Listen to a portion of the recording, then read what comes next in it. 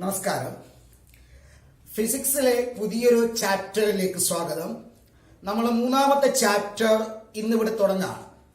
ചാപ്റ്ററിന്റെ പേര് വൈദ്യുത കാന്തിക പ്രേരണം. നമ്മൾ പാഠത്തിലേക്ക് എൻ്റർ ചെയ്യാണ്. നിങ്ങൾക്കറിയാം, 1821 മിസ്റ്റർ ഹാൻസ് ക്രിസ്റ്റ്യൻ ഈസ്റ്റഡ് അദ്ദേഹത്തിന്റെ പ്രശസ്തമായിട്ടുള്ള പരീക്ഷണം നടത്തുന്നത്. എന്തായിരുന്നു ആ പരീക്ഷണത്തിന്റെ നിഗമനം? എന്താണ്? വൈദ്യുത പ്രവാഹിയായ ചാലകത്തിന് ചുറ്റും ഒരു കാന്തിക മണ്ഡലം രൂപപ്പെടും. അല്ലെ? അതായത് ഒരു ചാലകത്തിലെ കൂടി കറന്റ് പ്രവഹിക്കുമ്പോൾ ആ ചാലകത്തിന് ചുറ്റും ഒരു കാന്തിക മണ്ഡലം ഉണ്ടാകുന്നു. അതായത് വൈദ്യുതോർജം കാന്തികോർജമായി മാറുന്നു. വർഷങ്ങൾ ഒരുപാട് കഴിഞ്ഞു. മൈക്കൽ ഫാരഡയുടെ കാലഘട്ടം. അദ്ദേഹം ഈസ്റ്റഡിന്റെ പരീക്ഷണത്തിനെ കുറിച്ച് വായിച്ചറിഞ്ഞു, കേട്ടറിഞ്ഞു. ആ പരീക്ഷണം ചെയ്തു നോക്കി. ശരിയാണ്, സംഭവം ശരിയാണ്.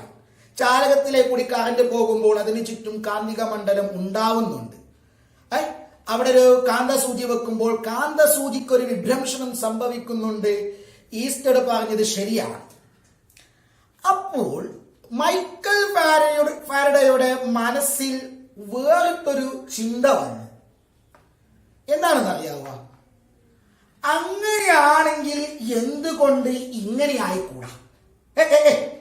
ഫാരഡ ചിന്തിക്കാണ്, അങ്ങനെയാണെങ്കിൽ എന്തുകൊണ്ട് ഇങ്ങനെ ആയിക്കൂടാ? എങ്കിൽ പറ, എന്തായിരിക്കും ഫാരഡ ചിന്തിച്ചിട്ടുണ്ടാവുക? അതായത് വൈദ്യുതോർജത്തിനെ കാന്തികോർജമാക്കി മാറ്റാമെങ്കിൽ എന്തുകൊണ്ട് കാന്തികോർജത്തിനെ വൈദ്യുതോർജമാക്കി മാറ്റിക്കൂടാ? ഒന്നുകൂടി സിമ്പിൾ ആയിട്ട് പറഞ്ഞാൽ, കറന്റ് ഉപയോഗിച്ചിട്ട് കാന്തം ഉണ്ടാക്കാമെങ്കിൽ എന്തുകൊണ്ട് കാന്തം ഉപയോഗിച്ച് കറന്റ് ഉണ്ടാക്കിക്കൂടാ? ഭയങ്കരമായ ചിന്തയാണത് അദ്ദേഹത്തിനുണ്ടായത്. ആ ചിന്തയുടെ പരിണത ഫലമാണ് നമ്മൾ ഇന്ന് ഉപയോഗിക്കുന്ന പല ഉപകരണങ്ങളുടെയും അടിസ്ഥാനം. എന്താണ് ചിന്തിച്ചത്? എന്താണ്? വൈദ്യുതോർജം ഉപയോഗിച്ചിട്ട് കാന്തികോർജം ഉണ്ടാക്കാമെന്ന് ഈസ്റ്റഡ് പറഞ്ഞിട്ടുണ്ടെങ്കിൽ എന്തുകൊണ്ട് അതിന്റെ റിവേഴ്സ്, അതിന്റെ എതിര് സാധ്യമായി കൂടാ? വൈദ്യുതോർജം ഉണ്ടാക്കാൻ പറ്റില്ലേ കാന്തികോർജം ഉപയോഗിച്ചിട്ട്? ഒന്നുകൂടി സിമ്പിളായി പറഞ്ഞാൽ, ഒരു കാന്തം ഉപയോഗിച്ചിട്ട് കറന്റ് ഉണ്ടാക്കാൻ എന്തുകൊണ്ട് സാധിക്കില്ല? അതിനു വേണ്ടിയിട്ട്, അത് വെറുതെ ചിന്തിച്ചത് മാത്രമല്ല, അതിനു വേണ്ടിയുള്ള സജ്ജീകരണങ്ങൾ അദ്ദേഹം ചെയ്തു നോക്കാൻ അദ്ദേഹത്തിന്റെ പ്രശസ്തമായിട്ടുള്ള ഒരു പരീക്ഷണം ചെയ്യാണ്. നമ്മൾ ആ പരീക്ഷണം ഈ പാഠത്തിന്റെ തുടക്കത്തിൽ പറയുകയാണ്. തുടങ്ങാം. അപ്പോ ഈ ആശയം ശരിയാണോ? അതായത് കാന്തം ഉപയോഗിച്ചിട്ട് കറന്റ് ഉണ്ടാക്കാൻ പറ്റുമോ എന്നറിയാൻ വേണ്ടിയിട്ട് അദ്ദേഹം, ആ ആശയം ശരിയാണോ എന്നറിയാൻ വേണ്ടിയിട്ട് ഒരു കമ്പിച്ചുരുൾ എടുത്തു. അദ്ദേഹം ഒരു കമ്പിച്ചുരുൾ എടുത്തു. ഇതാണ് അദ്ദേഹം എടുത്ത കമ്പിച്ചുരുൾ. കേൾക്കണേ. ഒരു കോയിൽ കമ്പിച്ചുറ്റ്, ഒരു കമ്പിച്ചുറ്റ് എടുത്തു. അപ്പോൾ ഇതിൽ കറന്റ് ഉണ്ടാക്കണം. നിങ്ങൾക്കറിയാം, ഒരു സർക്യൂട്ടിലെ കൂടി കറന്റ് പോകണമെങ്കിൽ ആ സർക്യൂട്ട് പൂർത്തിയായതാവണ്ടേ. അതുകൊണ്ട് അദ്ദേഹം ഈ രണ്ട് കമ്പിച്ചുറ്റുകളുടെ അറ്റങ്ങൾ പരസ്പരം അങ്ങ് ചേർത്ത് വെച്ചു. ഇപ്പൊ എന്തായി? സർക്യൂട്ട് പൂർത്തിയായി.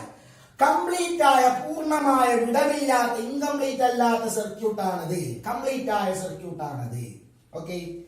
ഇനെന്താക്കണം? കറന്റ് ഉണ്ടായെങ്കിൽ അറിയണ്ടേ?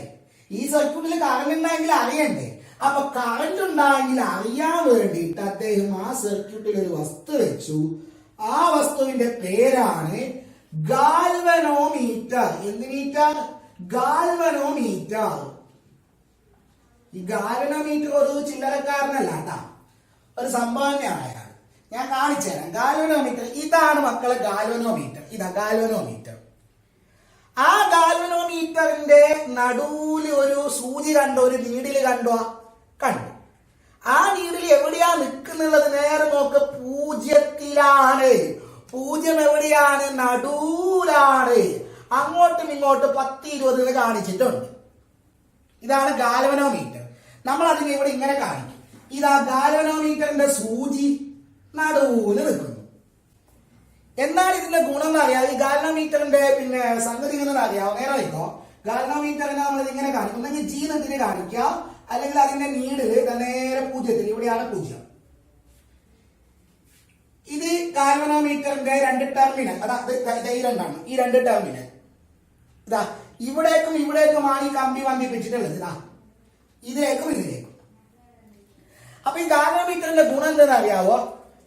പ്രധാനപ്പെട്ട ഗുണങ്ങൾ ഇതാണ്. ഒന്ന്, ഗാൽവനോമീറ്ററിലെ കൂടി കറന്റ് പോകുമ്പോൾ ഗാൽവനോമീറ്ററിന്റെ സൂചി ആ 0-ൽ നിന്ന് അനങ്ങും. ഗാൽവനോമീറ്ററിലെ കൂടി കറന്റ് പോകുമ്പോൾ മാത്രം ഗാൽവനോമീറ്ററിന്റെ സൂചി ആ 0-ൽ നിന്ന് ഇങ്ങോട്ടോ വ്യതിചലിക്കും, വിഭ്രംശിക്കും. ഗാൽവനോമീറ്ററിന്റെ സൂചിക്ക് ഒരു വിഭ്രംശനം സംഭവിക്കും. എപ്പോൾ? അതിലെ കൂടി കറന്റ് പോകുമ്പോൾ മാത്രം. അതായത് ഒരു സർക്യൂട്ടിൽ കറന്റ് ഉണ്ടോ ഇല്ലയോ എന്നറിയാൻ വേണ്ടിട്ട് ഉപയോഗിക്കാം. എങ്ങനെ മനസ്സിലാവും? സർക്യൂട്ടിൽ കറന്റ് ഉണ്ടെങ്കിൽ ഗാൽവനോമീറ്ററിന്റെ സൂചി അനങ്ങും, 0-ൽ നിന്ന് ഏതെങ്കിലും ഒരു ദിശയിലേക്ക് അനങ്ങും. 2, ഇത് അനങ്ങുന്നത് ഇങ്ങോട്ടാണെങ്കിൽ, ഗാൽവനോമീറ്ററിന്റെ സൂചി വിഭ്രംശിക്കുന്നത് ഇങ്ങോട്ടാണെങ്കിൽ കറന്റ് ഇങ്ങോട്ടാണ് ഒഴുകുന്നത്. അതേസമയം ഗാൽവനോമീറ്ററിന്റെ സൂചി എതിർദിശയിലാണ്, ഇങ്ങോട്ടാണ് വിഭ്രംശിക്കുന്നത് എങ്കിൽ കറന്റ് ഒഴുകുന്നത് ഇങ്ങോട്ടാണ്. അപ്പൊ അങ്ങോട്ടാണെങ്കിൽ അങ്ങോട്ട് കറന്റ്, ഇങ്ങോട്ടാണെങ്കിൽ ഇങ്ങോട്ട് കറന്റ്. എന്ന് പറഞ്ഞാൽ എന്താണ്? കറന്റിന്റെ സാന്നിധ്യം മനസ്സിലാക്കാൻ വേണ്ടി മാത്രമല്ല, കറന്റിന്റെ ദിശയും കണ്ടെത്താം.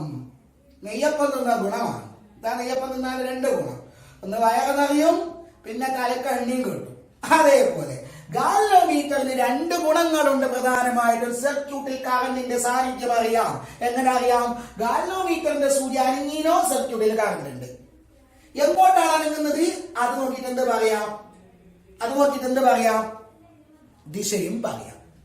കുഞ്ഞോക്ക് മനസ്സിലായല്ലോ? അപ്പോ ഇത് വേറൊന്നുകൂടിയുണ്ട്. ഗാൽവനോമീറ്ററിന്റെ സൂചി ചെറുതായിട്ട് അനങ്ങിയാൽ കുറച്ച് കറന്റ്, അതേസമയം ഗാൽവനോമീറ്ററിന്റെ സൂചിക്ക് നല്ലോണം വിഭ്രംശനം ഉണ്ടായാൽ നല്ലോണം കറന്റ് ഉണ്ടെന്ന് അർത്ഥം. വിഭ്രംശനത്തിന്റെ അളവ് നോക്കിയിട്ട് കറന്റിന്റെ അളവും പറയാം. അപ്പൊ 3 ഗുണങ്ങളായി. അങ്ങനെയുള്ള ഗാൽവനോമീറ്ററിനെയാണ് ഞാനിപ്പോ ഇവിടെ വെച്ചിട്ടില്ല, നമ്മളെ ഫാരഡെ അവിടെ വെച്ചു. ഇപ്പൊ അത് അനങ്ങുന്നുണ്ടോ കുഞ്ഞോളെ? ഇല്ല, അത് 0-ലാണുള്ളത്. എന്ന് പറഞ്ഞ് ഇപ്പോൾ കറന്റ് ഇല്ല. ഇനി കറന്റ് ഉണ്ടാക്കാൻ വേണ്ടിട്ട് സെല്ല് വെക്കണ്ടേ? വേണ്ട. എന്തേ? സെല്ല് ഉപയോഗിച്ചിട്ടല്ല നമ്മൾ കറന്റ് ഉണ്ടാക്കാൻ പോകുന്നത്. പിന്നെയോ കാന്ത് ഉപയോഗിച്ചിട്ടാണ്, സെല്ല് ഉപയോഗിച്ചിട്ടല്ല. കാന്ത് ഉപയോഗിച്ചിട്ട് കറന്റ് ഉണ്ടാക്കാൻ പറ്റുമെന്നാണ് മിസ്റ്റർ ഫാരഡെ നോക്കുന്നത്. സെല്ല് ഇവിടെ വെക്കണ്ട. അപ്പൊ കറന്റ് ഒഴുകാൻ വേണ്ടിയിട്ട് പൂർത്തിയായ ഒരു കോയിലും, അതായത് സർക്യൂട്ടും, അതായത് ഒരു കമ്പി ചുറ്റും, പിന്നെ കറന്റിന്റെ സാന്നിധ്യം അറിയാനും അതിന്റെ ദിശ അറിയാനും അതിന്റെ അളവ് അറിയാനും വേണ്ടിയിട്ട് ഒരു ഗാൽവനോമീറ്ററും അവിടെ വെച്ചു. ഇനി ആര് വേണം? കാന്തം വേണം. അങ്ങനെ മിസ്റ്റർ ഫാരഡെ ഒരു കാന്തം എടുത്തു. സപ്പോസ് ഇതാണ് കാന്തം എന്ന് വിചാരിക്കാം. വളരെ പ്രതീക്ഷയോട് കൂടിയിട്ട് കാന്തത്തിന് ഇത് കമ്പി ചുറ്റിന്റെ അടുത്ത് വെച്ചു. എന്നിട്ട് ഗാൽവനോമീറ്ററിലേക്ക് നോക്കി, അനങ്ങിയില്ല. ഗാൽവനോമീറ്ററിന്റെ സൂചി അനങ്ങിയില്ല. അയ്യോ, ഗാൽവനോമീറ്ററിന്റെ സൂചി അനങ്ങുന്നില്ല എന്ന് പറഞ്ഞതിന്റെ അർത്ഥം എന്താ? കറണ്ടില്ല. വിഷമായി. ഇവിടുന്ന് എടുത്തിട്ട് ഇവിടെ കൊണ്ടുവന്നിട്ട് വെച്ചു, അനങ്ങുന്നില്ല. ഇവിടെ കൊണ്ടുവന്ന് വെച്ചു, അനങ്ങുന്നില്ല. ഇവിടെ കൊണ്ടുവന്ന് വെച്ചു, അനങ്ങുന്നില്ല. എന്നിട്ട് ഇതിന്റെ ഉള്ളിലേ കൂടി കൊണ്ടുവന്നിട്ട് ഇത് എവിടെ വെച്ചു? കാന്തത്തിനെ കൊണ്ടുവന്നിട്ട് ഇതിന്റെ ഉള്ളിൽ വെച്ചു, ഉള്ളിലെ കൂടി ഇങ്ങനെ വെച്ചു. ഗാൽവനോമീറ്ററിന്റെ സൂചി അനങ്ങുന്നില്ല. അയ്യോ, എന്താ ഇപ്പൊ ചെയ്യാൻ? വളരെയധികം പ്രതീക്ഷയോട് കൂടി ചെയ്ത പരീക്ഷണമാണ്. ഈ കാന്തം ഇതിൽ കറണ്ട് ഉണ്ടാക്കുന്നതാണ് പുള്ളിക്കാരൻ വിചാരിച്ചത്. കറണ്ട് ഉണ്ടാക്കിയില്ല, നേരെ വെറുതെ പോയി. ഇനി എന്താ ചെയ്യാ? എന്താക്കിയെന്നറിയാവോ? നേരെ നോക്കണം. ഇത് നോർത്ത്, ഇത് സൗത്ത്. ഓക്കെ, ഇനിയിപ്പോ ഇതിന്റെ ഉള്ളിൽ വെച്ചിട്ട് കാര്യമില്ലല്ലോ. കാന്തത്തിനെ പുറത്തേക്ക് എടുക്കാം എന്ന് വിചാരിച്ചിട്ട് അയാൾ എന്താക്കിയെന്ന് അറിയാവോ? കാന്തത്തിന് ഇതിന്റെ ഉള്ളിലേക്ക് കൂടി കൈയിട്ടിട്ട് പുറത്തേക്ക് മെല്ലെ എടുത്തു. എല്ലാം ഇങ്ങനെ വെച്ചു. അതാ കാന്തസൂചി അനങ്ങി. കാന്തസൂചി അനങ്ങി. ചെറിയൊരു വ്യതിയാനം, ഇങ്ങോട്ട് ചെറിയൊരു വ്യതിയാനം. കാന്തസൂചിനെ പുറത്തേക്ക് എടുക്കുന്ന സമയത്ത് മിസ്റ്റർ ഗാൽവനോമീറ്ററിന്റെ സൂചി ഉണ്ടല്ലോ, അത് ചെറുതായിട്ട് ഇങ്ങോട്ട് അനങ്ങി. ആ അനക്കം അയാൾ കണ്ടിട്ട് അയാൾ നോക്കാൻ വേണ്ടിട്ട് ഇങ്ങനെ അനങ്ങുന്നത് മെല്ലെ അനങ്ങി. ആ അനക്കം നോക്കാൻ വേണ്ടിട്ട് കാന്തം നിശ്ചലമാക്കി. കാന്തം അറിയാതെ സ്റ്റോപ്പായി പോയി. അങ്ങനെ നോക്കുമ്പോ വീണ്ടും എന്തായാലും അറിയാവോ, ഇങ്ങോട്ട് അനങ്ങിയ സൂചി പെട്ടെന്ന് പൂജ്യത്തിലേക്ക് തന്നെ വന്നു. കാന്തസൂചി ഗാൽവനോമീറ്ററിന്റെ സൂചി ഇങ്ങോട്ട് അനങ്ങിയത്. പക്ഷെ ഇത് കാന്തത്തിന് ഇങ്ങോട്ട് അനക്കാതെ വെക്കുമ്പോഴും അത് പൂജ്യത്തിലേക്ക് തന്നെ പോയി. എന്താ സംഭവം? ഇത് അനങ്ങിയിട്ടുണ്ടെങ്കിൽ സംശയമില്ല, കറണ്ട് ഉണ്ടായിരുന്നു. അന്ന് ഉറപ്പിക്കാൻ വേണ്ടിട്ട് എന്താക്കിയെന്ന് അറിയാവോ, ഈ കാന്തത്തിന് മെല്ലെ അതിന്റെ ഉള്ളിലേക്ക് മെല്ലെ ഇതിലേക്ക് ഒന്ന് മുട്ടാൻ പാടില്ലല്ലോ, മുട്ടാതിരിക്കാണ്ട് മെല്ലെ ഇതിന്റെ ഉള്ളിലേക്ക് കയറ്റുമ്പോ ഇതാ ഗാൽവനോമീറ്ററിന്റെ സൂചി അങ്ങോട്ട് ചലിക്കുന്നു. എന്നിട്ട് ഇതിന്റെ ഉള്ളിൽ കൊണ്ടതിന് അനക്കാതെ വെക്കുമ്പോൾ ഗാൽവനോമീറ്ററിന്റെ സൂചി പൂജ്യത്തിലേക്ക് തന്നെ വന്നു. പുള്ളിക്കാരന് എന്തോ ക്ലിക്കായി. എന്നിട്ട് അയാൾ എന്താക്കിയെന്ന് അറിയാവോ, മെല്ലെ ഇങ്ങോട്ടാക്കി. അപ്പൊ എന്താണെന്ന് അറിയാവോ, ഇത് നോർത്താണ്. മറന്നോടാ, ബാക്കിലോട്ട് എടുക്കുമ്പോ മുമ്പിലോട്ട് എടുക്കുമ്പോ ഇതാ ചെറിയത്, വളരെ വലിയ വ്യതിയാനമൊന്നുമില്ല. മെല്ലെ ഉള്ളിലേക്ക് ഇട്ടു, മെല്ലെ പുറത്തേക്ക് എടുത്തു. പുറത്തേക്ക് എടുക്കുമ്പോ ഇങ്ങോട്ട് വ്യതിയാനം, ഉള്ളിലേക്ക് എടുക്കുമ്പോ അങ്ങോട്ട് വ്യതിയാനം. സംഘടിക്കായി എന്താണ് ഇതിൽ കറണ്ട് ഉണ്ടായി. കോയില് കറണ്ട് ഉണ്ടായി ചങ്ങായി. എപ്പോഴാ കറണ്ട് ഉണ്ടായത്? കറണ്ട് ഉണ്ടായത് കാന്തത്തിനെ ചലിപ്പിക്കുമ്പോഴാണ്. കോയിലിന്റെ ഉള്ളിലേക്ക് ഇൻസേർട്ട് ചെയ്യുമ്പോഴും പ്രവേശിപ്പിക്കുമ്പോഴും കോയിലിന്റെ ഉള്ളിൽ നിന്ന് പുറത്തേക്ക് എടുക്കുമ്പോഴും ഗാൽവനോമീറ്ററിന്റെ സൂചി ചെറുതായിട്ട് വിഭ്രംശിക്കുന്നുണ്ട്. വിഭ്രംശിച്ചിട്ടുണ്ടോ? സംശയം വേണ്ട, കോയിലിൽ കറണ്ട് ഉണ്ടായി. അതായത് കാന്തം ഉപയോഗിച്ചിട്ട് കറണ്ട് ഉണ്ടാക്കാം. സംഗതി ശരിയാണ്, ആശയം ശരിയാണ്, കാര്യപ്പെട്ട കണ്ടുപിടുത്തമാണത്. ഓക്കെ, ഇനി അപ്പൊ സംഭവം ക്ലിയർ ആണ്. മെല്ലെ ഉള്ളിലേക്ക് പ്രവേശിക്കുമ്പോൾ ചെറിയൊരു വ്യതിയാനം, ബാക്കിലോട്ട് എടുക്കുമ്പോൾ ഓപ്പോസിറ്റ് ദിശയിൽ വ്യതിചരിക്കും. അങ്ങോട്ട് എടുക്കുമ്പോൾ അങ്ങോട്ട് വ്യതിചരിക്കുന്നു, ഇങ്ങോട്ട് എടുക്കുമ്പോൾ ഇങ്ങോട്ട് വ്യതിചരിക്കുന്നു. അതായത് അതിനർത്ഥം എന്താ? ഉള്ളിലോട്ട് പ്രവേശിക്കുമ്പോൾ അങ്ങോട്ടാണ് കറണ്ട്, പുറത്തേക്ക് എടുക്കുമ്പോൾ ഇങ്ങോട്ട് വ്യതിചരിക്കും. ആരെങ്കിലും ഇത് അതിന്റെ അർത്ഥം എന്താ? കറണ്ട് ഇങ്ങോട്ടാണ്. അപ്പോ കറണ്ട് ഉണ്ടായി. ഇതിപ്പോ ആരോടെങ്കിലും പറയണ്ടേ? എന്ത് പറയും? ഞാൻ കമ്പി ചുറ്റെടുത്തു, അതിലേക്ക് കാന്ത് പ്രവേശിപ്പിച്ചു, പുറത്തേക്ക് എടുത്തു, അപ്പൊ ഗാൽവനോമീറ്ററിന്റെ സൂചി അനങ്ങി, അപ്പൊ കറണ്ട് ഉണ്ടായി എന്ന് പോയിട്ട് പറഞ്ഞിട്ട് കാര്യമില്ല. മറ്റുള്ളവർ ചോദിക്കുന്നത് എന്തെന്നറിയാവോ? കോയിലിൽ കറണ്ട് ഉണ്ടാവാനുള്ള കാരണം ശാസ്ത്രീയമായി പറയണം. കമ്പിച്ചുറ്റിന്റെ ഉള്ളിലേക്ക് കാന്തം പ്രവേശിപ്പിച്ചപ്പോൾ കറണ്ട് ഉണ്ടായി എന്ന് പറഞ്ഞാൽ പോരാ. കാന്തം പ്രവേശിപ്പിക്കുമ്പോൾ എന്തുകൊണ്ട് കറണ്ട് ഉണ്ടായി, എന്താണ് അതിന്റെ പിറകിലുള്ള ശാസ്ത്രീയ തത്വം, അതാണ് മറ്റുള്ളവർ ചോദിക്കുക. അത് കണ്ടെത്തിയാലേ ഇത് എന്താ പറയാ, ഈ കണ്ടുപിടുത്തം പ്രസിദ്ധീകരിക്കാൻ പറ്റുള്ളൂ, മറ്റുള്ളവരോട് പറയാൻ പറ്റുള്ളൂ. അപ്പൊ ഇതിന്റെ കാരണം പറയണ്ടേ? എന്താണ് കറണ്ട് ഉണ്ടാകാനുള്ള കാരണം എന്ന് പറയണ്ടേ? അപ്പൊ നമുക്കത് നോക്കാം. എങ്ങനെയാണ് മിസ്റ്റർ ഫാരഡേ അതിന്റെ കാരണം പറഞ്ഞത് നോക്കാം. ഓക്കെ, അപ്പൊ പരീക്ഷണം ക്ലിയർ ആണല്ലോ, സംശയമില്ലല്ലോ, വളരെ സിമ്പിൾ ആയിട്ട് തന്നെ പറയാം. ഓക്കെ, നമുക്ക് ഇതെല്ലാം അവസാനം ഒന്ന് ക്രോഡീകരിച്ചിട്ട് ടേബിളിന്റെ ഫോമിലാക്കിയിട്ട് പറയാം കേട്ടോ. അപ്പൊ കാന്തം മെല്ലെ പ്രവേശിപ്പിക്കുമ്പോഴും കാന്തം പുറത്തേക്ക് മെല്ലെ എടുക്കുമ്പോഴും ചെറിയൊരു വ്യതിയാനം സംഭവിച്ചു ഗാൽവനോമീറ്ററിന്റെ സൂചിക്ക് അങ്ങോട്ടും ഇങ്ങോട്ടും. അതിന്റെ അർത്ഥം എന്താണ്? അങ്ങോട്ടൊരു കറണ്ട് പിന്നെ ഇങ്ങോട്ടൊരു കറണ്ട് ഉണ്ടാവുന്നുണ്ട്. അതിനുള്ള കാരണം പറയണം. അതും ചിന്തിച്ചു. ഒരു സർക്യൂട്ടിൽ കറണ്ട് ഉണ്ടാവണമെങ്കിൽ രണ്ട് കണ്ടീഷനാണ് ഉള്ളത്. ഒന്ന്, സർക്യൂട്ട് പൂർത്തിയാവണം, അല്ലെ? അതെനി കാരണം പറയാൻ പോവാണ്. ഒന്ന്, സർക്യൂട്ട് പൂർത്തിയായ സർക്യൂട്ട് ആവണം. രണ്ട്, ആ സർക്യൂട്ടിൽ വോൾട്ടേജ് ഉണ്ടാവണം, പൊട്ടൻഷ്യൽ വ്യത്യാസം ഉണ്ടാവണം. ഇത് നമ്മൾ ഒന്നാമത്തെ പാഠത്തിന്റെ തുടക്കത്തിൽ പറഞ്ഞതാണ്. ഒരു സർക്യൂട്ടിൽ കറണ്ട് ഒഴുകണമെങ്കിൽ ആ സർക്യൂട്ട് പൂർത്തിയാവണം. രണ്ട്, ആ സർക്യൂട്ടിൽ പൊട്ടൻഷ്യൽ വ്യത്യാസം EMF ഉണ്ടാവണം. ഈ രണ്ടെണ്ണം ഉണ്ടായാലേ കറണ്ട് ഉണ്ടാവുള്ളൂ. അപ്പൊ നമുക്ക് നോക്കാം. കാന്തം ഇവിടെയോ ഇവിടെയോ ഇവിടെയോ വെക്കുന്ന സമയത്ത്, സപ്പോസ് കാന്തം ഇവിടെയാണ് വെച്ചതെന്ന് വിചാരിക്കാം, നോർത്ത് സൗത്ത്. ആ സമയത്ത് ഇത് വ്യതിചലിച്ചില്ലല്ലോ, ഇത് കറണ്ട് ഇല്ല, ഇത് വ്യതിചലിച്ചില്ല, അതിന്റെ അർത്ഥം ഇവിടെ കറണ്ട് ഇല്ല. അപ്പൊ കറണ്ട് ഇല്ലാതിരിക്കാനുള്ള കാരണം ഇതിൽ എന്തില്ലാത്തതാണ്? സർക്യൂട്ട് പൂർത്തിയാവാത്തതാണ്. അല്ല, സർക്യൂട്ട് പൂർത്തിയായില്ലല്ലോ, സർക്യൂട്ട് പൂർത്തിയായി, എന്നിട്ട് കറണ്ട് ഇല്ല. അപ്പൊ എന്തേ? കാന്തം ഇവിടെ വെച്ചിട്ട് കറണ്ട് ഇല്ലാതിരിക്കാനുള്ള കാരണം അവിടെ ഒരു EMF ഇല്ല, പൊട്ടൻഷ്യൽ വ്യത്യാസമില്ല, അതുകൊണ്ടാണ് അവിടെ കറണ്ട് ഇല്ലാത്തത്. അതേസമയം കാന്തം പ്രവേശിപ്പിക്കുമ്പോഴോ അവിടെ കറണ്ട് ഇല്ലേ? അതിന്റെ അർത്ഥം എന്താ? അവിടെ നേരത്തെ ഇല്ലാത്ത, അതായത് കാന്തം ഇവിടെ അനക്കാതെ വെക്കുമ്പോൾ ഇവിടെ ഇല്ലാത്ത EMF കാന്തം അനക്കുന്ന സമയത്ത് ഉണ്ടാകുന്നു. നേരത്തെ ഇല്ലാത്ത EMF കാന്തം അനക്കുന്ന സമയത്ത് അങ്ങോട്ടോ ഇങ്ങോട്ടോ എടുക്കുന്ന സമയത്ത് എന്തുണ്ടാകുന്നു? ആ നേരത്തെ ഇല്ലാത്ത ഒരു EMF പുതുതായിട്ട് അവിടെ ഉണ്ടാകുന്നു. ഓക്കെ, കാരണത്തിലേക്ക് വന്നു. ഏകദേശം അടുത്തു. കറണ്ട് ഉണ്ടാവാനുള്ള കാരണം ഈ രണ്ടെണ്ണം ഉണ്ടായെങ്കിലേ കറണ്ട് ഉണ്ടാവുള്ളൂ. അപ്പൊ കാന്തം ഇവിടെ അനക്കാതെ വെക്കുമ്പോൾ കറണ്ട് ഇല്ല. കാരണം എന്താ? ഇതില്ലാത്തതല്ല, ഇതില്ലാത്തതാണ്. അനക്കുമ്പോഴോ കറണ്ട് ഉണ്ടായില്ല. അപ്പൊ എന്താ സംഭവിച്ചത്? ആ നേരത്തെ ഇല്ലാത്ത EMF അനക്കുന്ന സമയത്ത് ഉണ്ടാകുന്നു. അതെങ്ങനെ? അപ്പൊ EMF ഉണ്ടാവാനുള്ള കാരണം പറഞ്ഞാൽ മതി.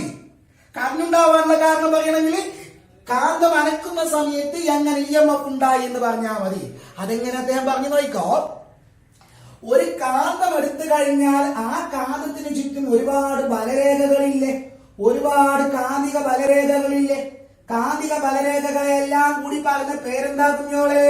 യെസ്, കാന്തിക ഫ്ലക്സ്. കഴിഞ്ഞ ക്ലാസ്സിൽ, കഴിഞ്ഞ പാഠത്തിന്റെ തുടക്കത്തിൽ പറഞ്ഞു എന്താണ്? കാന്തിക ഫ്ലക്സ്. കാന്തിക ബലരേഖകളെല്ലാം ഒരുമിച്ച് പറയുന്ന പേരാണ് കാന്തിക ഫ്ലക്സ്. അപ്പൊ ഈ കാന്തത്തിനെ നമ്മൾ ഇവിടെ വെക്കുന്ന സമയത്ത് ഈ കാന്തത്തിന്റെ കാന്തിക ഫ്ലക്സ് അത് കാണാൻ പറ്റൂല. ഒരു കാന്തം എടുത്തു കഴിഞ്ഞാൽ അതിന്റെ ചുറ്റുമുള്ള കാന്തിക ഫ്ലക്സ് നമുക്ക് കാണാൻ പറ്റൂല. എന്തേ? അതെന്താണ്? സാങ്കല്പിക രേഖകളാണ്. ഞാൻ പറഞ്ഞിട്ടുണ്ട്, അത് സാങ്കല്പിക രേഖകളാണ്. ഇതിപ്പോ കാന്തമാണെങ്കിൽ ചുറ്റും ഉണ്ട്. നമ്മൾ തൊടുന്ന ഇങ്ങനെ കൈയിട്ടാൽ അത് എന്താ പറയാ, നമുക്ക് തൊടാൻ പറ്റൂല, പക്ഷെ അത് അവിടെ ഉണ്ട്. ഓക്കെ, നമ്മളിപ്പോ ഒരു കത്തി എടുത്തിട്ട് ഇങ്ങനെ ചുരണ്ടിന്ന് വിചാരിക്കും, അത് പൊളിഞ്ഞു പോകൂല. ഒരു കാന്തത്തിന്റെ എവിടെ നിന്ന് എങ്ങോട്ടാണ്? നോർത്ത് നിന്ന് സൗത്തിലേക്കാണ് കാന്തിക ബലരേഖകൾ. ഓർമ്മയില്ലേ? ഒരു കത്തി എടുത്തിട്ട് ഇങ്ങനെ ചുരണ്ടിയാൽ അത് പൊളിഞ്ഞു വീഴൂല, അത് പൊളിഞ്ഞു വീഴൂല. അതെന്താവെന്ന് അറിയാവോ? സാധാരണ വെള്ളത്തിലേക്ക് കത്തിയിട്ടാലുണ്ടാവും, അല്ലെങ്കിൽ കല്ലിട്ടാലുണ്ടാവും. കല്ല് പോയ പാത്ത് അവിടെ കാണാൻ പറ്റുക. പാത്രത്തിൽ വെള്ളം എടുത്തു, അല്ലെങ്കിൽ ഞാൻ കല്ലിട്ടു, കല്ല് പോയിട്ട് താഴെ നിന്നു. കല്ല് പോയ പാത്ത് എവിടെ? വഴി എവിടെ? അവിടെ നടുവിൽ ഇങ്ങനെ ഒരു വഴി ആവുന്നുണ്ടാ? ഇല്ല.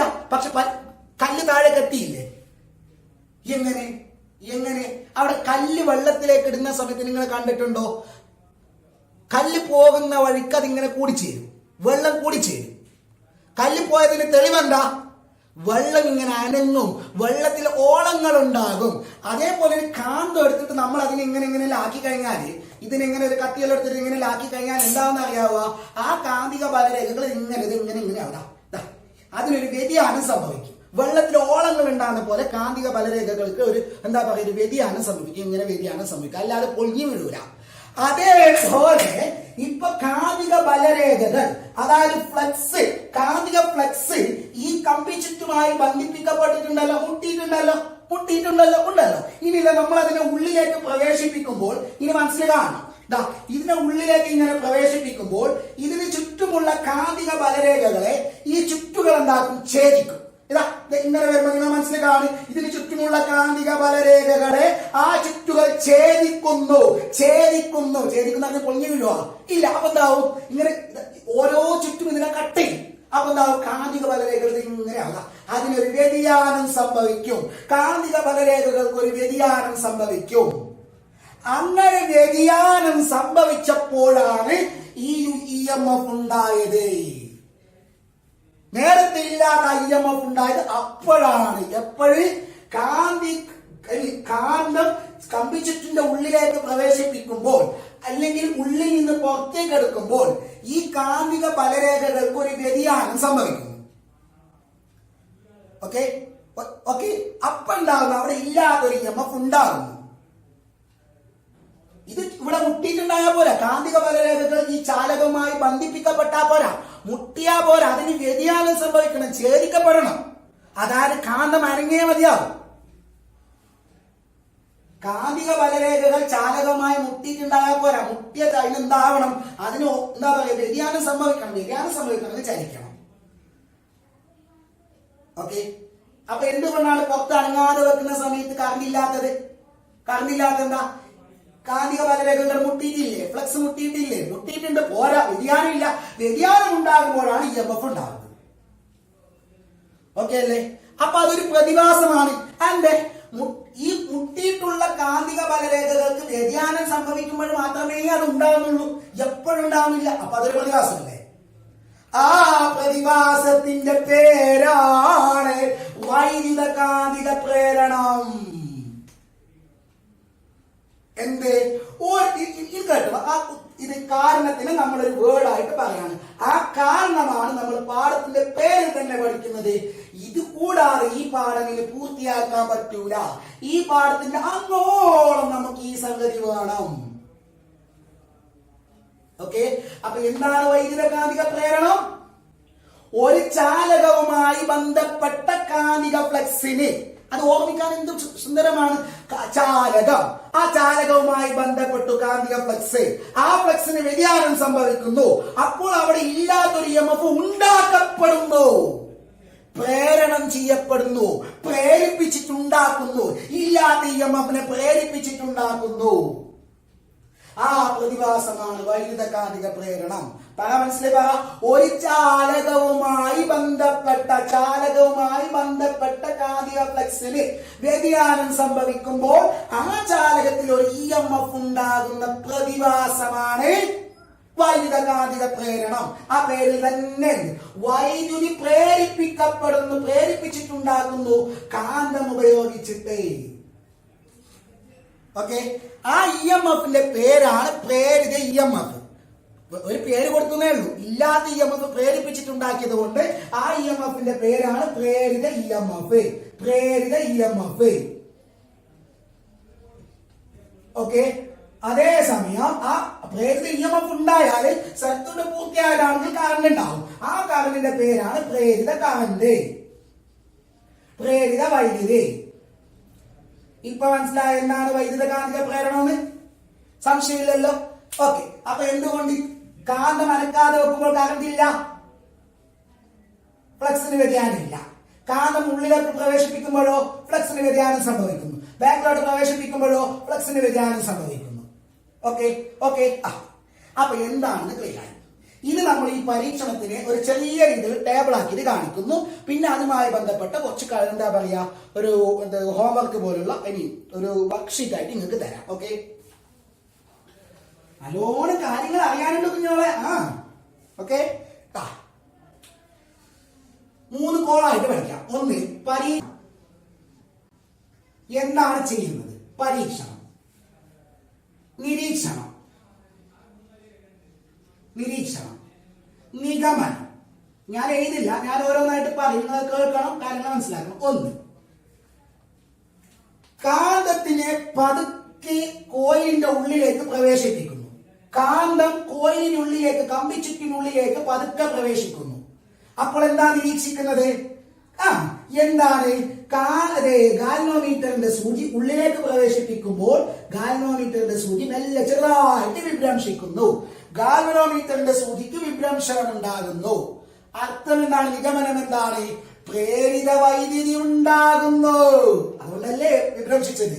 2, ആ കാന്തത്തിനെ ബാക്കിലോട്ട് പുറത്തേക്ക് എടുക്കുന്നു, കമ്പിച്ചുറ്റിന്റെ ഉള്ളിൽ നിന്ന് പുറത്തേക്ക് എടുക്കുന്നു. അപ്പോഴോ ഗാൽവനോമീറ്ററിന്റെ സൂചി എതിർ ദിശയിൽ വിഭ്രംശിക്കുന്നു. എന്താ അർത്ഥം? ഗാൽവനോമീറ്ററിന്റെ സൂചി ഇങ്ങോട്ട് തിരിഞ്ഞതിന്റെ അർത്ഥം എന്താ? 1, കറണ്ട് ഉണ്ട്, 2, ആ കറണ്ടിന്റെ ദിശ മാറി. ഏത് കറണ്ട്? പ്രേരിത കറണ്ടിന്റെ ദിശ മാറുന്നു. അല്ലെ, ഗാൽവനോമീറ്റർ അണിഞ്ഞതിൽ കറണ്ട് ഉണ്ടായാലും മനസ്സിലായി, ദിശ മാറിയല്ലോ, കറണ്ടിന്റെ ദിശ മാറി. ഓക്കെ, ഇനി അപ്പൊ ഉള്ളിലേക്ക് പ്രവേശിപ്പിക്കുന്നു, പുറത്തേക്ക് എടുക്കുന്നു പതുക്കെ. ഓക്കെ, ഇനി 3, കാന്തം അനക്കാതെ വെക്കുന്നു, ഉള്ളിലോ പുറത്തോ അനക്കാതെ വെക്കുന്നു. ഗാൽവനോമീറ്ററിന്റെ സൂചി അനങ്ങുന്നില്ല. അർത്ഥം എന്താ? പ്രേരിത വൈദ്യുതി ഇല്ല. മൂന്നെണ്ണം ക്ലിയർ ആയില്ലേ? ഇനി 4 വളരെ പ്രധാനപ്പെട്ടതാണ്. 4 ഇതെന്ത് ചെയ്യുന്നത് അറിയാവോ? ഇനി ചെയ്യുന്നത് ഇപ്പോ ഇനി 3 കാര്യങ്ങൾ ഞാൻ ചെയ്യാൻ പോവാണ്. 3 കാര്യങ്ങൾ. ഒന്ന്, ഈ സൂചി ഉണ്ടല്ലോ, അല്ല സോറി കാന്തം ഉണ്ടല്ലോ, ആ കാന്തത്തിന് സ്പീഡിന് കോയിലിന്റെ ഉള്ളിലേക്ക് പ്രവേശിപ്പിക്കുന്നു എടുക്കുന്നു. നല്ല നേരത്തെ എങ്ങനെ പതുക്കെ പതുക്കെ. ഇനി സ്പീഡ് അപ്പൊ എന്താണെന്ന് അറിയാം, ഗാലനോമീറ്ററിന്റെ സൂചി നിങ്ങൾക്ക് കാണാൻ പറ്റും. നേരത്തെ എങ്ങനെ പതുക്കെ പ്രവേശിപ്പിക്കുമ്പോ ഇങ്ങനെ. ഇപ്പോഴോ എന്ന് പറഞ്ഞാല് ഗാലനോമീറ്ററിന്റെ സൂചിയുടെ വിഭ്രംശനം കൂടി. ഞാൻ നേരത്തെ ഗാലനോമീറ്ററിനെ കുറിച്ച് പറഞ്ഞിട്ടില്ലേ? സൂചിയുടെ വിഭ്രംശനം കൂടിയാൽ പ്രേരിത വൈദ്യുതിയുടെ അളവ് കൂടുന്നു. പ്രേരിത വൈദ്യുതിയുടെ അളവ് കൂടുന്നു എന്ന് പറഞ്ഞാൽ ചലന വേഗത വർദ്ധിപ്പിച്ചപ്പോൾ എന്താണ്? ചലന വേഗത വർദ്ധിപ്പിച്ചപ്പോൾ എന്താണ്? വിഭ്രംശനം കൂടുന്നു, പ്രേരിത വൈദ്യുതി കൂടുന്നു. വിഭ്രംശനം കൂടുന്നതിന്റെ അർത്ഥം എന്താ? കറണ്ട് കൂടി. ഏത് കറണ്ട്? പ്രേരിത വൈദ്യുതി കൂടി. ഓക്കെ. ഈ 5 ഇനി ചെയ്യാൻ പോകുന്നത് അറിയോ? ചലന വേഗത കൂട്ടുന്നില്ല. അതന്നെ ചലന വേഗതക്ക് ഞാൻ മാറ്റൊന്നും വരുത്തുന്നില്ല. ചലന വേഗത അങ്ങനെ ചെറുതായിട്ട് പകരം ഇത് ചെയ്യാമെന്ന് നോക്കോ. ഇത് നോർത്ത് സൗത്ത്. ഈ കാന്തം മാറ്റിയിട്ട് ഞാൻ നേരത്തെ ഉപയോഗിച്ച കാന്തം ഇതവിടെ മാറ്റി വെക്കുന്നു. വേറൊരു കാന്തം എടുക്കുന്നു. ആ കാന്തം ഇതാണ്. എന്താ വ്യത്യാസം? കാന്തത്തിന്റെ ഛേദതല വിസ്തീർണം കൂടി. അപ്പൊ എന്താവും? കാന്തത്തിന്റെ ശക്തി കൂടും. ഓർമ്മയില്ലേ? ഒരു കാന്തത്തിന്റെ ശക്തി എന്ന് പറയുന്നത് ഫ്ലക്സിന്റെ എണ്ണമാണ്. ഇതാ ഈ കാന്തത്തിൽ എത്ര ഫ്ലക്സ് ഉണ്ടോ, ഫ്ലക്സ് തുടങ്ങുന്നത് നോർത്തിൽ നിന്നാണ്, എത്തുന്നത് സൗത്തിലേക്കാണ്. ഇതിലുള്ള ഫ്ലക്സിനേക്കാൾ കൂടുതൽ ഫ്ലക്സ് എവിടെ ഉണ്ടാകും? ഇതിലുണ്ടാകും. ഇതാ ഇഷ്ടമാതിരി ഫ്ലക്സുകൾ. ഫ്ലക്സ് കൂടിയപ്പോൾ അതിന്റെ കാന്തശക്തി കൂടി. അപ്പൊ ഞാൻ എന്താക്കിയെന്ന് അറിയാവോ? കാന്തശക്തി കൂടിയ കാന്തം എടുക്കുന്നു. ഏതാണ്? കാന്തശക്തി കൂടിയ കാന്തം എടുക്കുന്നു. കുഞ്ഞോളെ കേൾക്കുന്നുണ്ടോ? കാന്തശക്തി കൂടിയ കാന്തം എടുക്കുമ്പോൾ എന്നിട്ട് നേരത്തെ അത് പ്രവേശിപ്പിച്ച് അതേ സ്പീഡ് മെല്ലെ പ്രവേശിപ്പിക്കുന്നു. അപ്പൊ എന്തായാലറിയോ? നേരത്തെ ഈ കാന്തം മെല്ലെ പ്രവേശിപ്പിക്കുമ്പോ ചെറിയ വ്യതിയാനമല്ലേ? അതേ സ്ഥലത്ത് ഈ ശക്തി കൂടിയ കാന്തം മെല്ലെ പ്രവേശിപ്പിക്കുമ്പോ ഇതാ വിഭ്രംശനം, കൂടിയ വിഭ്രംശനം. ഇനി എന്താ? കൂടിയ പ്രേരിത വൈദ്യുതി. അപ്പോ ശക്തി കൂടിയ കാന്തം ഉപയോഗിക്കുന്നു. കാന്തം ഉപയോഗിച്ചിട്ട് ഈ പരീക്ഷണം നമ്മൾ ആവർത്തിക്കുന്നു. ആ പരീക്ഷണം ആവർത്തിപ്പിക്കുമ്പോ എന്താ? വിഭ്രംശനം കൂടുന്നു. കാരണം എന്താ? പ്രേരിത വൈദ്യുതി കൂടിയത് കൊണ്ട് അല്ലേ? അപ്പൊ പ്രേരിത വൈദ്യുതി കൂട്ടാനപ്പോ 2 വഴിയായി. ഒന്നിത് ഈ ചലന വേഗത കൂട്ടുക, പിന്നെന്താണ്? ശക്തി കൂടിയ കാന്തം ഉപയോഗിക്കുക. ഇനി അടുത്തത് ഞാനുണ്ടല്ലോടാ, കാന്തം പഴയ തന്നെ എടുക്കാം. കാന്തം മാറ്റേണ്ടത് അതന്നെ എടുക്കാം. ആ കാന്തം തന്നെ കൊണ്ടുവരാം. ഈ കോയിലുണ്ട്, അതായത് ചെറിയൊരു മാറ്റം. ഈ കോയില് മാറ്റിയിട്ട് ഞാൻ ഇത് നോർത്ത്, ഇത് സൗത്ത്. ഞാൻ കമ്പി ചുറ്റുകളുടെ എണ്ണം കൂടിയ ഒരു കമ്പി ചുറ്റെടുത്തു. ചുറ്റുകളുടെ എണ്ണം കൂടിയ കോയിലെടുത്തു. അപ്പൊ എന്നിട്ട് ഇതിനെ പതുക്കെ സ്പീഡ് കൂട്ടിയിട്ട. ആദ്യത്തിൽ സ്പീഡ് കൂട്ടിയത്, രണ്ടാമത്തിൽ എന്താക്കിയത്? കാന്തശക്തി കൂട്ടിയത്, മൂന്നാമത്തിൽ ചുറ്റുകളുടെ എണ്ണം കൂട്ടി. എന്നിട്ട് ഉള്ളിലേക്ക് പ്രവേശിപ്പിച്ചു. യാ പൊന്നുമക്കളെ, ഇതാ എന്താ? വ്യതിയാനം കൂടുതലാണ്. മീനിങ് എന്താ? പ്രേരിത വൈദ്യുതി കൂടുന്നു. ചുറ്റുകളുടെ എണ്ണം വർദ്ധിപ്പിച്ചപ്പോൾ പ്രേരിത വൈദ്യുതി കൂടുന്നു. ചുറ്റുകളുടെ എണ്ണം വർദ്ധിപ്പിക്കുന്നു. ഓക്കെ. അപ്പോൾ പ്രേരിത വൈദ്യുതി കൂടുന്നു. ഇത് നമുക്കൊരു പ്രധാനപ്പെട്ട 3 ക്വസ്റ്റ്യന്റെ ഉത്തരമാണ്. അത് അവിടെ വെക്കട്ടെ, നമുക്ക് പിന്നീട് ക്വസ്റ്റ്യൻ പറയാം, ഉത്തരം പറയാം. ഓക്കെ. ഇതെന്താക്കുന്ന അറിയാം? 7ാമത്തത്. ഇതെല്ലാം ഒരു ഓർമ്മയില്ലേ? പതുക്കെ പ്രവേശിപ്പിക്കുന്നു, പതുക്കെ പുറത്തേക്ക് എടുക്കുന്നു, ചലിപ്പിക്കാതെ വെക്കുന്നു. ഓക്കെ. ചലന വേഗത വർദ്ധിപ്പിക്കുന്നു, ശക്തി കൂടിയ കാന്തം ഉപയോഗിക്കുന്നു, ചുറ്റുകളുടെ എണ്ണം വർദ്ധിപ്പിക്കുന്നു. ഇനി നേരെ തിരിച്ചിട്ട് ഇനി വേറൊരു കാര്യം, അത് പറയുന്നതിന് മുമ്പ് ഞാൻ ഈ കാന്തത്തിന് പഴയ തന്നെ എടുത്തോ, പഴയ കമ്പി ചുറ്റ് തന്നെ എടുത്തോ.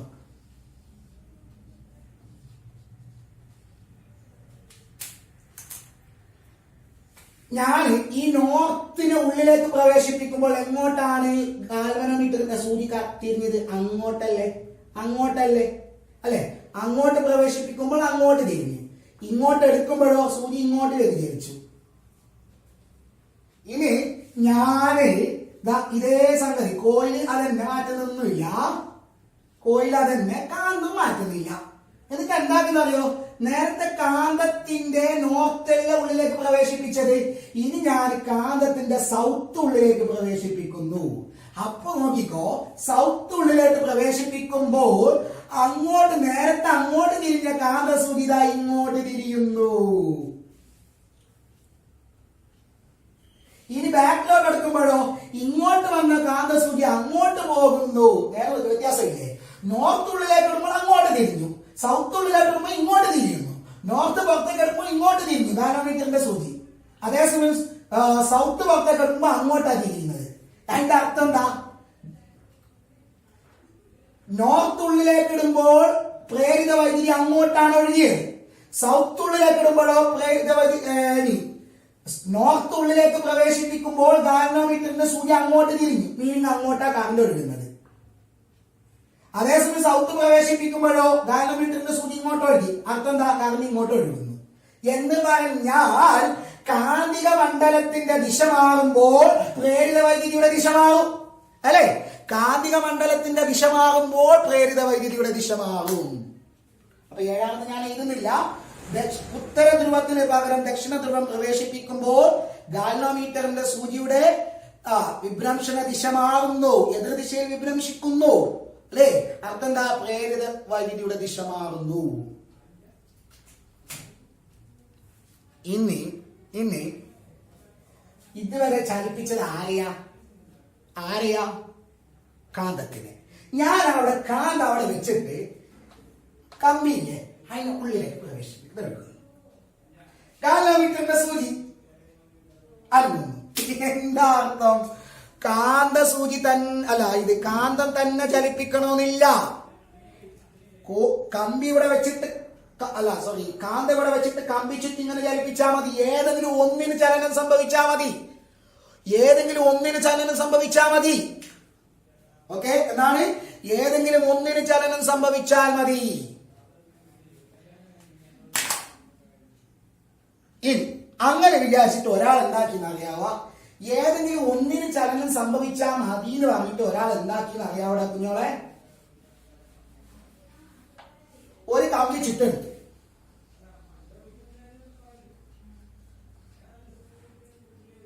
ഒരു കാന്തം എടുത്തു, ഓക്കെ, ഉള്ളിൽ വെച്ചു. ഉള്ളിലോ പുറത്തെവിടെയാണ് വെക്കുക. എന്നിട്ട് ഈ കാന്തത്തിനെയും കമ്പി ചുറ്റിനെയും ഒരേപോലെ അങ്ങോട്ടും ഇങ്ങോട്ടും ഒരേ സ്പീഡിൽ ചലിപ്പിച്ചു. നേരത്തെ പറഞ്ഞില്ലേ, ഏതെങ്കിലും ഒന്ന് ചലിപ്പിച്ചാൽ മതി എന്ന് പറഞ്ഞിട്ട് ഒരാൾ രണ്ടു നേരത്തിൽ അങ്ങോട്ടും ഇങ്ങോട്ടും ഒരേപോലെ ഒരേ സ്പീഡിൽ ചലിപ്പിച്ചു. ഇതനങ്ങൂല. എന്ത് ഇതുമായി ബന്ധപ്പെട്ട ഫ്ലക്സ്, ഇതിന്റെ ഫ്ലക്സ് ഇവിടെ ബന്ധിപ്പിച്ചിട്ടുണ്ട്. രണ്ടും ഒരേ സ്പീഡിൽ ചലിപ്പിച്ചാൽ എന്താവും? ആ ഫ്ലക്സിന് വ്യതിയാനമില്ല. ഈ ഫ്ലക്സിനുമായി ഇതുമായിട്ട് ഈ ചാലകമായി ബന്ധിപ്പിക്കപ്പെട്ടിട്ടേ എന്തില്ല? വ്യതിയാനമില്ല. അതിന് ഛേദിക്കുന്നില്ല, ഫ്ലക്സിന് ഛേദിക്കുന്നില്ല ചുറ്റുകള്. ഓക്കെ, അപ്പൊ എന്താണ്? ഒന്നിനെ കമ്പയർ ചെയ്യുമ്പോൾ ഒന്നിനെ കാന്തത്തിനോ കമ്പിച്ചുരുളിനോ ഏതെങ്കിലും ഒന്നിന് ആപേക്ഷിക ചലനം ഉണ്ടാവണം. അതായത് കമ്പി ചുറ്റു നോക്കുമ്പോൾ കാന്തം നോക്കുമ്പോൾ ഒന്നെങ്കിൽ കമ്പി ചുറ്റു ചലനത്തിലാവണം, അല്ലെങ്കിൽ കമ്പി ചുറ്റു നോക്കുമ്പോൾ കാന്തം ചലനത്തിലാവണം. ഏതെങ്കിലും ഒന്ന് ചലനത്തിലാവണം. അതായത് നിങ്ങൾ രണ്ടും ചലിപ്പിച്ചോ, രണ്ട് എതിർദിശയിൽ ചലിപ്പിച്ചോ, അപ്പോ അതിനെന്തുണ്ടാകും? കാന്തിക ബലരേഖകളെ ഛേദിക്കും, ഫ്ലക്സിന് വ്യതിയാനം ഉണ്ടാകും, അപ്പോൾ EMF ഉണ്ടാകും. ഓക്കെ, രണ്ടും ഒരേ ദിശയിൽ ഒരേ സ്പീഡിൽ ചലിപ്പിച്ചാൽ ഫ്ലക്സിന് വ്യതിയാനമില്ല. ഓക്കെ, രണ്ട് എതിർദിശയിൽ ചലിപ്പിച്ചു കഴിഞ്ഞാൽ അവിടെ വ്യതിയാനം ഉണ്ടാകും. ഇപ്പൊ ക്ലിയർ ആയോ? സംശയമില്ലല്ലോ. ഇത്രയാണ് നമുക്ക് പരീക്ഷണം ചെയ്യേണ്ടത്. ഓക്കെ, ഒരു സംശയം പാടില്ല. ഈ ഇത്രയും പറഞ്ഞതിന് നമ്മൾ ടെക്സ്റ്റിലുണ്ടല്ലോ കുറച്ച് ക്വസ്റ്റ്യൻസ് ആയിട്ട് കൊടുത്തിട്ടുണ്ട്. ഓക്കെ, നമ്മൾ ചെയ്ത പരീക്ഷണം കാര്യങ്ങളെല്ലാം പട്ടിക 3.1 കൊടുത്തിട്ടുണ്ട്. ഇതാ ഇവിടെ ഒരു ചിത്രം കാണുന്നുണ്ടല്ലോ, ചിത്രം 3.1. അതിൽ ഒരു കമ്പിച്ചുറ്റിന്റെ ഉള്ളിലേക്ക് കാന്തത്തിനെ പ്രവേശിപ്പിക്കുന്നു. ഓക്കെ, കമ്പിച്ചുറ്റിന്റെ ഉള്ളിലേക്ക് കാന്തത്തിനെ പ്രവേശിപ്പിക്കുന്നു. എങ്ങനെ നോക്ക് കുഞ്ഞോളെ, എങ്ങനെ നോക്ക്? നോർത്തിന്റെ ഉള്ളിലേക്ക് എടുക്കുന്നു, എന്നിട്ട് പുറത്തേക്ക് എടുക്കുന്നു. അപ്പോൾ ഗാൽവനോമീറ്ററിന്റെ സൂചി നോക്ക്, ഉള്ളിലേക്ക് പ്രവേശിപ്പിക്കുമ്പോൾ വലത്തോട്ട് ചെരിയുന്നു. ഓക്കെ, വലത്തോട്ട് ചെരിയുന്നു. ഇവിടെ ഇടത്തോട്ട് ചെരിയുന്നു. ഓക്കെ, ഇനി അതുമായി ബന്ധപ്പെട്ട് ഈ ടേബിൾ ഒന്ന് ഫില്ല് ചെയ്യണം.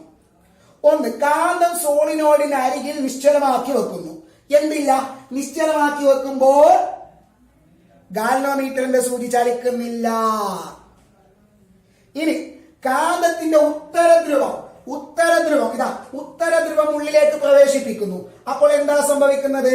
ഗാൽവനോമീറ്ററിന്റെ സൂചി ചലിക്കുന്നു. എങ്ങോട്ട്? വലത്തോട്ട്. ഇനി കാന്തം സോളിനോയിഡിന്റെ ഉള്ളിൽ നിശ്ചലമാക്കി വെക്കുന്നു. നിശ്ചലമാക്കി വെക്കുമ്പോൾ ചലിക്കുന്നില്ല. ഇനിയോ കാന്തം സോളിനോയിഡിന്റെ ഉള്ളിൽ നിന്ന് പുറത്തേക്ക് എടുക്കുന്നു. അപ്പോഴോ അതാ ചലിക്കുന്നു. എങ്ങോട്ട്? ഇടത്തോട്ട്. അപ്പൊ പുറത്ത് വെക്കുന്നു, ചലിക്കുന്നില്ല. ഉള്ളിലേക്ക് പ്രവേശിപ്പിക്കുന്നു, ചലിക്കുന്നു. ഓക്കെ, ചലിക്കുന്നു. ഉള്ളിൽ കൊണ്ടുപോയിട്ട് നിശ്ചലമാക്കി വെക്കുന്നു, ചലിക്കുന്നില്ല. ഉള്ളിൽ നിന്ന് പുറത്തേക്ക് എടുക്കുന്നു, എതിർദിശയിൽ ചലിക്കുന്നു. ഓക്കെ, ഇനി അടുത്തത്, ഉത്തര ധ്രുവത്തിന് പകരം ദക്ഷിണ ധ്രുവം സോളിനോയിഡിനുള്ളിലേക്ക് പ്രവേശിപ്പിക്കുന്നു. ചലിക്കുന്നുണ്ടോ? ഉണ്ട്. എങ്ങോട്ട്? ഉത്തര ധ്രുവം പ്രവേശിപ്പിക്കുമ്പോൾ വലത്തോട്ടാണെങ്കിൽ ദക്ഷിണ ധ്രുവം പ്രവേശിപ്പിക്കുമ്പോൾ ഇടത്തോട്ട്. ഓക്കെ, ഇനി കാന്തം സോളിനോയിഡിനുള്ളിൽ വെച്ച് രണ്ടും ഒരുമിച്ച് ഒരേ വേഗതയിൽ ഒരേ ദിശയിൽ ചലിപ്പിക്കുന്നു. അപ്പൊ ഗാൽവനോമീറ്ററിന്റെ സൂചി എന്താവുന്നില്ല? ചലിക്കുന്നില്ല. എന്ത്? ഫ്ലക്സിന് വ്യതിയാനം ഇല്ല. ഇനി കാന്തം സ്ഥിരമാക്കി വെച്ച് സോളിനോയിഡ് ചലിപ്പിക്കുന്നു. അപ്പൊ ചലിക്കുന്നു. ഓക്കെ ഓക്കെ, ഇനി അടുത്തത്, ചുറ്റുകളുടെ എണ്ണം വർദ്ധിപ്പിക്കുന്നു. അപ്പൊ ഗാൽവനോമീറ്ററിലെ സൂചിയുടെ വിഭ്രംശം എന്താകുന്നു? കൂടുന്നു. ശക്തി കൂടിയ കാന്തം ഉപയോഗിച്ചപ്പോഴോ? കൂടുന്നു. ഓക്കെ, ഇനി കാന്തത്തിന്റെ അല്ലെങ്കിൽ സോളിനോയിഡിന്റെ ചലന വേഗത കൂട്ടുമ്പോഴോ? അപ്പോഴും കൂടുന്നു. അപ്പൊ ഈ ടേബിള് സംഗതി ക്ലിയർ ആയല്ലോ. നോക്കണം, നന്നായിട്ട് ആ പരീക്ഷണം നോക്കാം.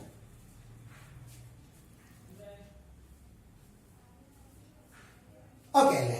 അപ്പൊ ഇതിൽ ഈ പരീക്ഷണം നമ്മൾ നിർത്തുന്നതിന് മുമ്പ് രണ്ട് കാര്യങ്ങൾ കൂടി പറഞ്ഞിട്ടായിട്ട് നമുക്കിത് നിർത്താം. ഓക്കെ, എന്തെന്ന് പറഞ്ഞാല് ആ രണ്ട് കാര്യങ്ങൾ, ഈ പരീക്ഷണത്തിൽ നമുക്ക് മനസ്സിലായത്, കാന്തം ഉപയോഗിച്ചിട്ട് അല്ലെങ്കിൽ കാന്തം ചലിപ്പിച്ചിട്ടോ അല്ലെങ്കിൽ കോയിൽ ചലിപ്പിച്ചിട്ടോ നമുക്ക് കറണ്ട് ഉണ്ടാക്കാം.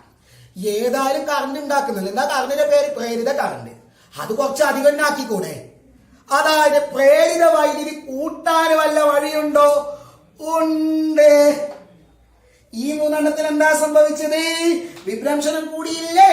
അർത്ഥമെന്താ? യെസ്, പ്രേരിത വൈദ്യുതി കൂടി. അപ്പൊ പ്രേരിത വൈദ്യുതിയുടെ അളവ് കൂട്ടാനുള്ള വഴികളാണ് ഈ മൂന്നെണ്ണം. ഒന്ന്, കമ്പിയുടെയോ കമ്പിച്ചുരുളിന്റെയോ അല്ലെങ്കിൽ കാന്തത്തിന്റെയോ ചലനവേഗത കൂട്ടുക. 2, ശക്തി കൂടിയ കാന്തം ഉപയോഗിക്കുക. 3, കമ്പിച്ചുറ്റിലെ ചുറ്റുകളുടെ എണ്ണം വർദ്ധിപ്പിക്കുക. ഇതിലേതെങ്കിലും ചെയ്തിട്ട് നമുക്ക് എന്താ പറയാ, ഉണ്ടാവുന്ന പ്രേരിത വൈദ്യുതിയുടെ അളവ് കൂട്ടാം. ഇമ്പോർട്ടന്റ് ക്വസ്റ്റ്യൻ ആണ്. പ്രേരിത വൈദ്യുതിയുടെ അളവ് കൂട്ടാനുള്ള വഴികൾ എന്തൊക്കെ? 2, പ്രേരിത വൈദ്യുതിയുടെ ദിശ മാറ്റാൻ വഴിയുണ്ടോ? യെസ്. എന്താണ്? ഞാൻ നേരത്തെ പറഞ്ഞു, എന്താണ്? കാന്തത്തിന് ഉള്ളിലേക്ക് പ്രവേശിപ്പിക്കുമ്പോൾ എങ്ങോട്ടാണ് വിഭ്രംശിക്കുന്നത്? അങ്ങോട്ടല്ല, ബാക്കിലോട്ട് എടുക്കുമ്പോൾ ചലിക്കുന്നത്. അതായത് ചലന ദിശ മാറുമ്പോൾ, കമ്പിയുടെയോ അല്ലെങ്കിൽ കാന്തത്തിന്റെയോ ചലന ദിശ മാറുമ്പോൾ പ്രേരിത വൈദ്യുതിയുടെ ദിശ മാറുന്നു. ഇതെന്താണ്? ഇത് പ്രേരിത വൈദ്യുതിയുടെ അളവ് കൂട്ടാനുള്ള വഴികൾ അല്ലെ? പ്രേരിത വൈദ്യുതിയുടെ അളവ് കൂട്ടാനുള്ള വഴികൾ.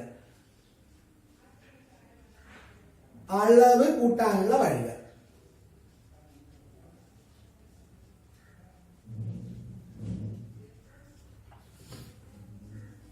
അളവ് കൂട്ടാനുള്ള വഴികൾ. അതേസമയം പ്രേരിത വൈദ്യുതിയുടെ ദിശ മാറ്റാനുള്ള വഴികൾ. അതാണ് നെക്സ്റ്റ് പറയുന്നത്. എന്താണ്? പ്രേരിത വൈദ്യുതിയുടെ ദിശ മാറ്റാനുള്ള വഴികൾ. പ്രേരിത വൈദ്യുതിയുടെ ദിശ മാറ്റാനുള്ള വഴികൾ. എന്താ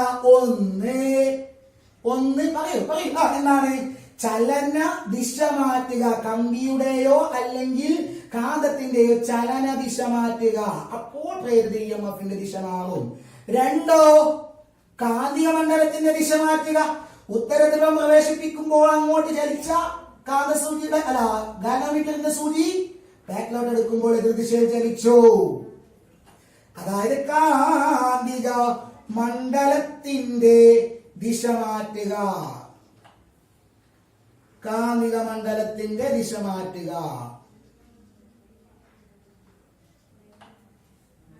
ഓക്കെ, ഇനി ബാക്കി അടുത്ത വീഡിയോയിൽ. ഓക്കെ.